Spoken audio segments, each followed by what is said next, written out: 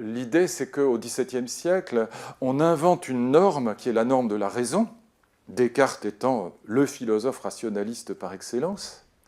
Le XVIIe siècle est le siècle de l'invention de la science moderne, il est le siècle de l'invention de la raison moderne.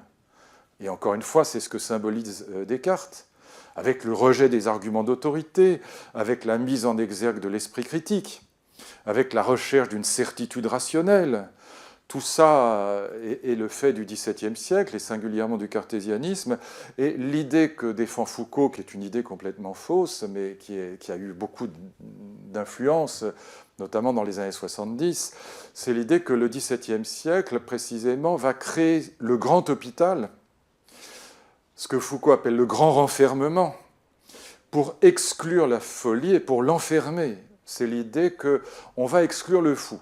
La thèse de Foucault, elle se développe de la manière suivante, elle repose sur l'idée suivante, c'est qu'au Moyen-Âge, les fous ne sont pas enfermés.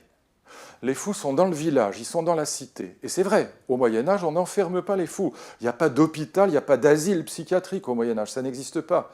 Le fou est intégré au village sur le modèle de ce qu'on appellera très longtemps, et j'ai connu encore ça dans mon enfance, celui qu'on appelle l'idiot du village, tout simplement.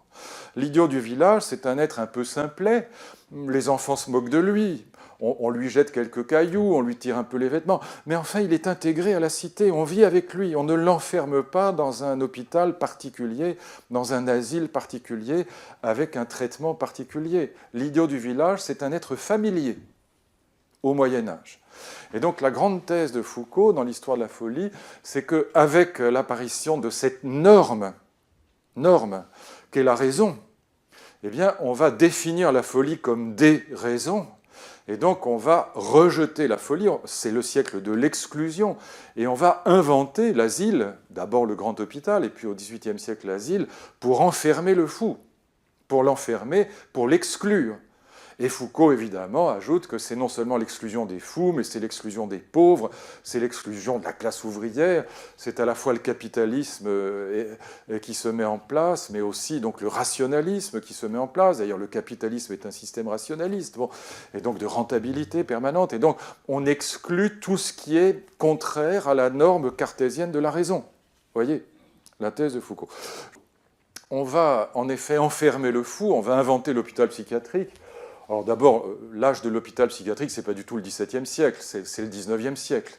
Au début du XIXe siècle, il y a 5000 fous enfermés dans des asiles, il y en a plus de 100 000 à la fin du siècle. Et donc le siècle du grand renfermement, comme dit Foucault, ce n'est pas du tout le XVIIe siècle, c'est le XIXe. Mais pourquoi on va enfermer le fou dans la modernité, dans un asile, alors qu'au Moyen-Âge, en effet, et sur ce point-là, factuellement, Foucault a raison, même si l'interprétation qu'il en donne est tout à fait fausse, pourquoi au Moyen-Âge, le fou est intégré à la cité sur le modèle de l'idiot du village, comme je disais tout à l'heure.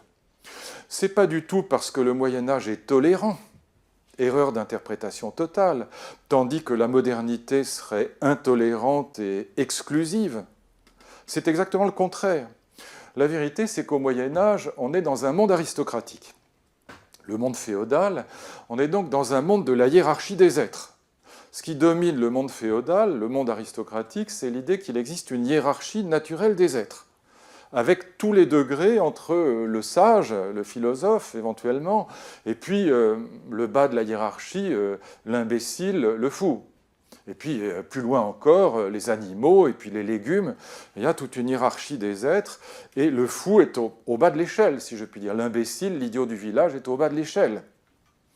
Et donc, ce qui domine le monde aristocratique, c'est qu'il y a des cases, en quelque sorte. Il y a des castes, comme dans la société indienne de caste, par exemple, qui est un modèle de société aristocratique, mais c'est la même chose dans l'Ancien Régime en Europe.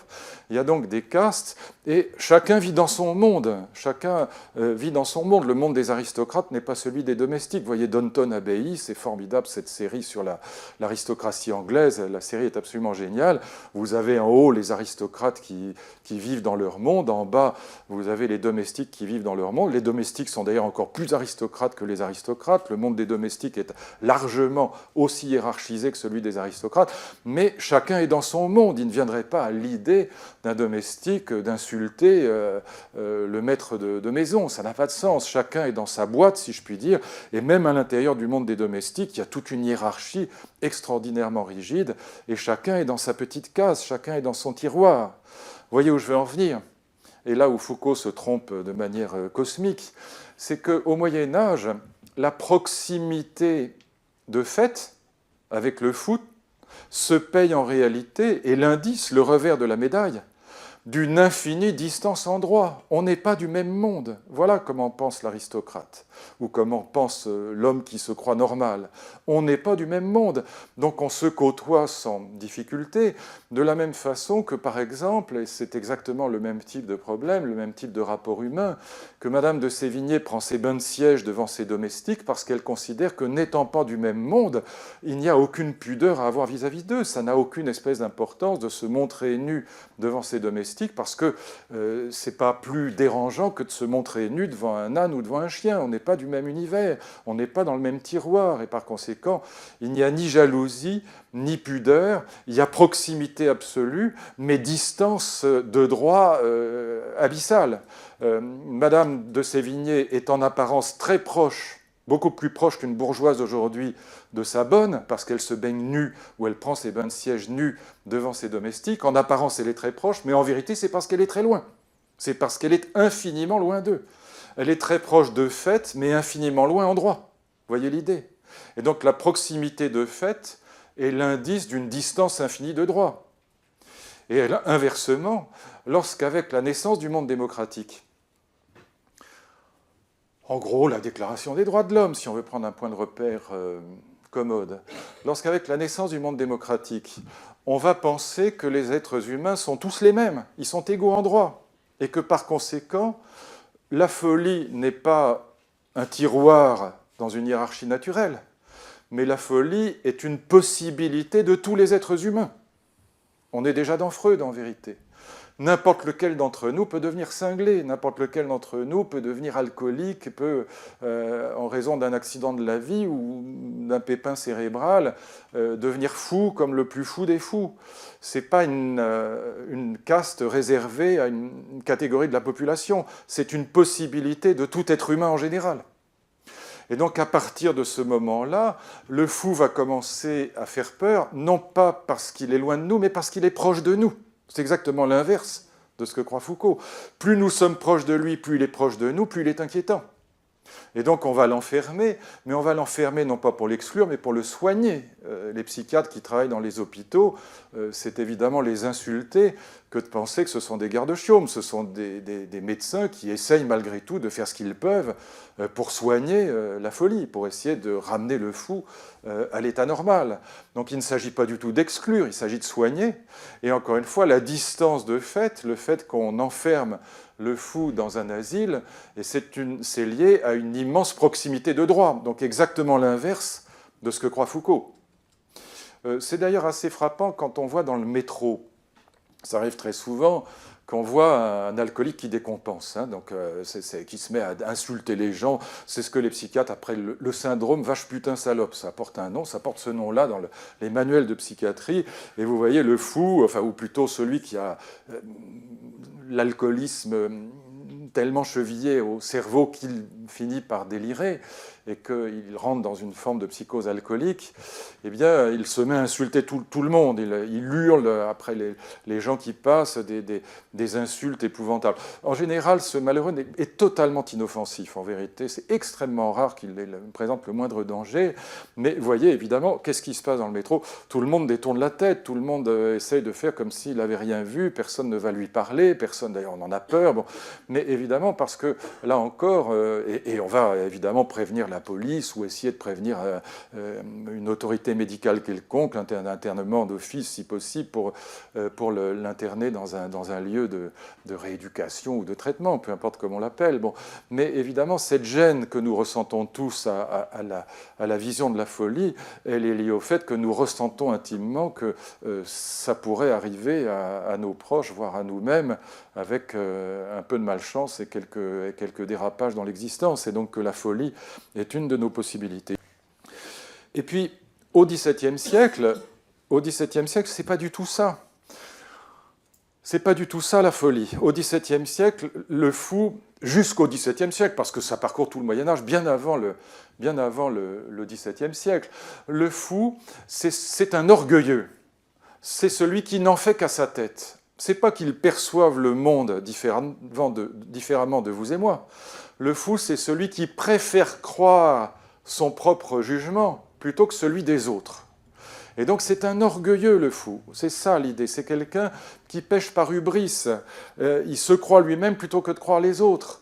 Et donc le fou est un être parfaitement irritant. Au fond, la folie est un péché. C'est pas simplement une erreur, c'est pas une hallucination.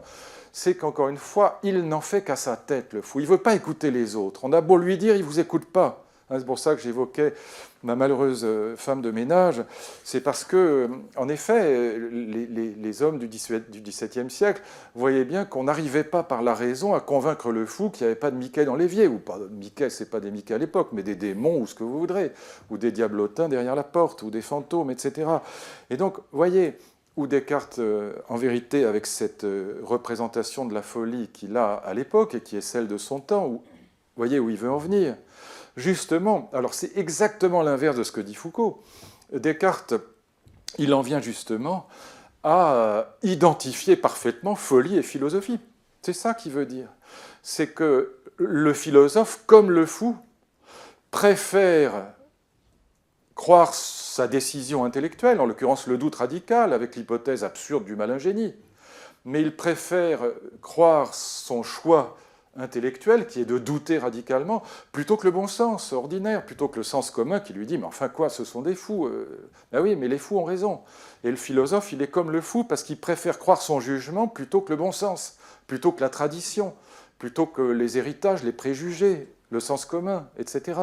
Et donc, tout le sens de cette première méditation, c'est que le philosophe est comme un fou, tout simplement. Il est comme un fou parce qu'il est hors de la logique de bon sens qui est celle de la vie quotidienne.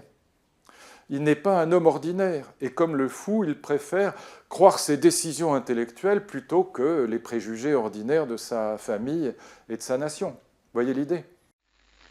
Is the sweetheart you married the husband you expected him to be?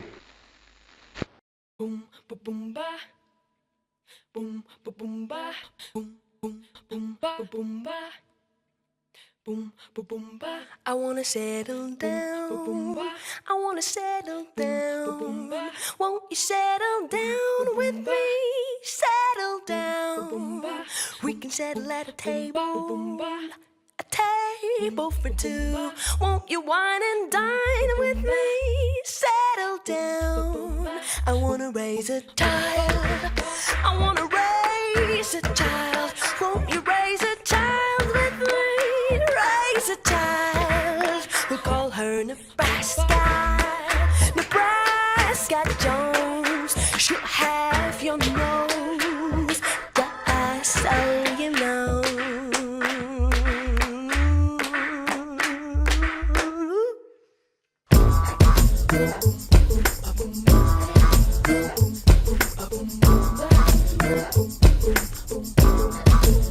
I wanna settle down.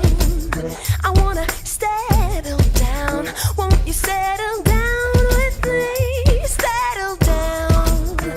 From Angela Vickers. I saw her with you Monday morning, small talking on the avenue. She's got a fancy car. She wants to take you far from the city lights and sounds deep to the dark. Star so light, star so bright, first star I see tonight. Star so light, star so bright, keep it by my side. I settle down. I wanna settle down. Baby, there's no need to run.